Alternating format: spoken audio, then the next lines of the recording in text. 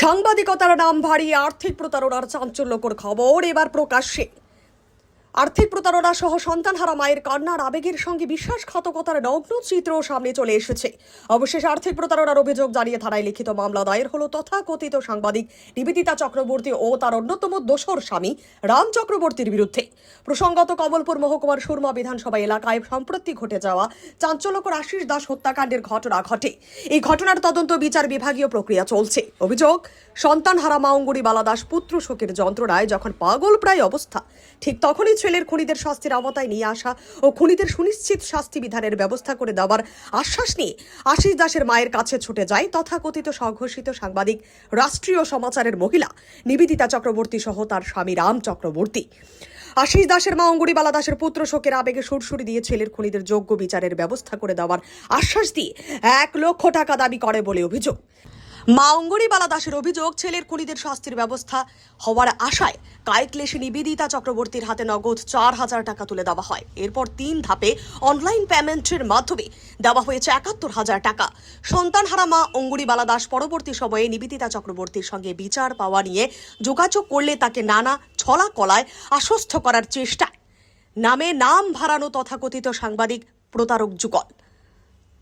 আশিস দাসের মা যখন বুঝতে পারেন যে তিনি আসলে প্রতারকের খপ্পরে পড়েছেন, তখনই ওই 2 প্রতারকের নাম ধাম সহ হাতে থাকা লেনদেনের যাবতীয় প্রমাণ্য নথি সহ থানায় লিখিত অভিযোগ করেন। অঙ্গুরীবালা দাসের দাবি, ওই 2 প্রতারকের বিরুদ্ধে উপযুক্ত আইনি পদক্ষেপ গ্রহণ করুক পুলিশ, পাশাপাশি তার সন্তানের খুনিদের কড়া শাস্তির আওতায় এনে দৃষ্টান্ত স্থাপন করা হোক। এখন প্রশ্ন হলো, সংবাদ জগতের মতো অন্যতম দায়িত্বশীল একটি মাধ্যমের নাম ভারিয়ে ভুয়া সাংবাদিক সেজে গজিয়ে ওঠা মুখোশধারী প্রতারকদের কারণে সত্যিই কি প্রকৃত সংবাদ মাধ্যমের স্বচ্ছ শরীরের কলঙ্কের ছাপ পড়ছে না? এই ধরনের মারাত্মক অভিযোগে অভিযুক্তদের জন্য সংবাদ মাধ্যমের প্রতি সাধারণ মানুষের শ্রদ্ধা আর সম্মানের জায়গা আলগা হয়ে যাচ্ছে না তো? প্রশ্ন অনেক, উত্তর অধরা। স্বঘোষিত ফেসবুক চ্যানেল রাষ্ট্রীয় সমাচারের স্বঘোষিত কর্ণধার শ্রীমতী নিবেদিতা চক্রবর্তী এবং স্বামী শ্রীরাম চক্রবর্তী সুরমা বিধানসভা কেন্দ্রের নিহত আশিস দাসের পরিবারকে সুবিচার পাইয়ে দেওয়ার নাম করে প্রতারণা করে 75,000 টাকা নিয়ে মেয়ের অ্যাকাউন্টে নিয়ে যায়। রাজ্যের মুখ্যমন্ত্রী প্রফেসর ডক্টর মানিক সাহার দৃষ্টি আকর্ষণ করে নিহত আশিস দাসের মা অনুরোধ করেন এই প্রতারক নিবেদিতা চক্রবর্তী ও রাম চক্রবর্তীকে অবিলম্বে গ্রেপ্তার করে আইনের আওতায় আনা হোক। আমার প্রথম এক ছেলে খুন হয়েছে, দ্বিতীয়বার আশিস যখন খুন হয়েছে তখন অনেক মিডিয়া আইছে, অনেক লোক আইছে, তখন তো আমি তো আর সব চিনিও নাই না। তখন কতদিন পরে একজন আইছে রাম চক্রবর্তী আর নিবেদিতা চক্রবর্তী, তারা নাকি রাষ্ট্রীয় সমাচার। তখন তারা আমারে বুঝাইছে যে মাসি আমরা রাষ্ট্রীয় সমাচার থেকে আইছি, তখন আপনি চিল্লাইতেছেন সিবিআই তদন্তের লাগি তুমি চিল্লাইতেছ। আমরা মনে করো তোমার সিবিআই তদন্ত যেটা করব আমরা সব কিছু কইরা, মনে করো তোমার 2 ছেলে নাই, 2 ছেলের পরিবর্তে ভগবানে আমরা পাঠাইছে। একটু দুঃখ করো না, আমরা উপরে ভরসা রাখো, বিশ্বাস করো, আমরা তোমার ছেলের বিচার পাওয়াই দিব, নাই বিচার পাওয়াই দিব। তারা আমারে খুব বুঝাইছে, আমি কান্নাকাটি করছি, আমার 2 ছেলের বিচার পাওয়াই দিব।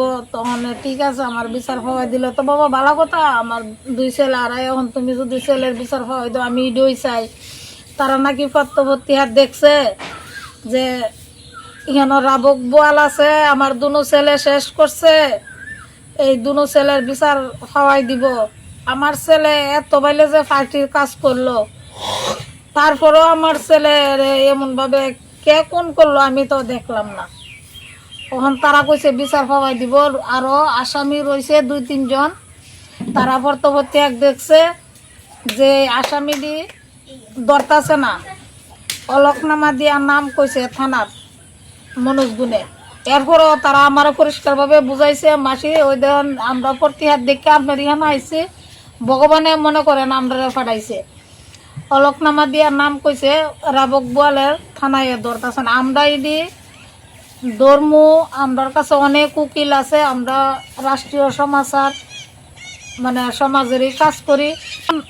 তারা আমার এত সব বুঝানোর পরে তখন যখন কইছে আমি 1,00,000 টাকা দিতাম, তখন 1,00,000 টাকা আমি করতে দিব বাবারে, আমি করতে এত বুঝাইছো তুমি ছেলের মতন, আমি টাকা দিব করতে।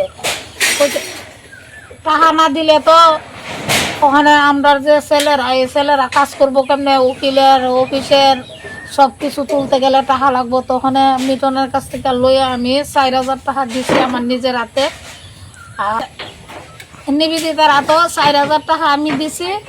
আর বাকি টাকা মিটনের কাছ থেকে অনলাইনে দিছে 1,000, তারপরে দিছে 50,000, তারপরে দিছে 20,000।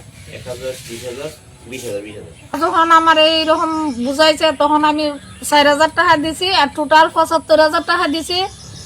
অনলাইনে দিছে বাকি টাকা, আর 4,000 টাকা নিবেদিতার হাতে দিছি। তখন তারা আমারে কইছে 30 থেকে 35 দিনের ভিতরে আমারে দেখাইব। তখন 35 দিনের জায়গা আজকে 6 মাসের উপর হয়ে গেছে গা। তারা প্রথম ফোন করলে মাসি ধৈর্য ধরেন, কখন ধৈর্য ধরেন, অক্ষণে ফোন করলে ফোনও তুলে না। আমার কোনো কাজও তো আমি চোখে দেখতেছি না কোনো। তারা যে কইলো প্রতিহার দেখে আমার বাড়িতে আইসে আমার উপকার করতো, তারার কাছে টাকা দিছি যে এইভাবে দেওয়ার পরে ওখানে প্রথমে তারা ফোন ধরছে, কইছে মাসি একটু ধৈর্য ধরেন। এখন ফোন করলে ফোন ধরে না। তারা আমারে যে টাকা নিল, টাকা দিয়ে আমারে 35 দিনের জায়গা তখন অত মাস হয়েছে, কিন্তু কখনো আমার কোনো কাজ করছে না। ওখানে ফোন করলে ফোন ধরে না, আপনি এত অস্থির হন না আমারে কইছে। এখন আমি চাই সরকারের কাছে আমার দুনো ছেলের বাদীর বিচারও চাই, তার ফাঁসি হোক। আর এই প্রতারণা কইরা যে আমার কাছ থেকে টাকা নিছে, আমি এই অসহায় পরিবার থেকে, তারা আমার কোনো কাজও করছে না, আমি টাকাও ফেরত চাই। তারা কি কারণে আমার এইভাবে আমি বোকা ভাই আসেরা আমার এইরকম ধোঁকা দিল, আমি এটাও চাই। আমার 2 ছেলে হারানোর পরে এত দুঃখের মাঝে তারা কেরায় আমার লোকে এইরকম সান্ত্বনা দিল, আমার দিয়ে সেরা টাকা নিয়ে এই বাটপারি কেন করলো, এটার আমি বিচার চাই। আর আমার এই 2 ছেলের খুনিরা ফাঁসি চাই। রিপোর্ট হাল্লা বল।